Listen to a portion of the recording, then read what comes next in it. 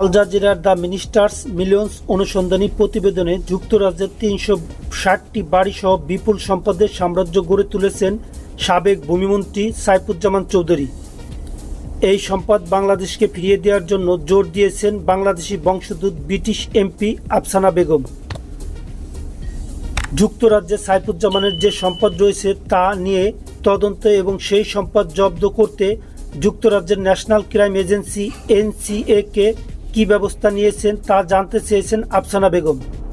24 September 2024 রোজ মঙ্গলবার যুক্তরাজ্যের national crime এজেন্সির মহাপরিচালক গ্রেম বিগারকে দেয়া এক চিঠিতে এ প্রশ্ন রেখেছেন ক্ষমতাসীন লেবার পার্টির এই পার্লামেন্ট সদস্য। চিঠিতে আফসানা বেগম আরও বলেছেন, লন্ডনে সাইফুজ্জামান চৌধুরীর যে সম্পদ রয়েছে তার মালিকানা বাংলাদেশের, সম্ভবত সাবেক প্রধানমন্ত্রী শেখ হাসিনার শাসনামলের দুর্নীতি ও আর্থিক অপরাধের মাধ্যমে এই সম্পত্তি অর্জিত হয়েছে। দুর্নীতির কারণে বাংলাদেশের মানুষের জীবন মানের অবনমন হয়েছে এবং কর্মক্ষেত্রে অধিকার ও গণতান্ত্রিক স্বাধীনতা ক্ষুণ্ণ হয়েছে এমন প্রমাণ রয়েছে।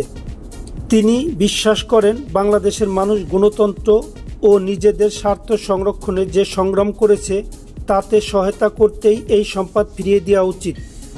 চিঠিতে আরও বলা হয়, যুক্তরাজ্যের 15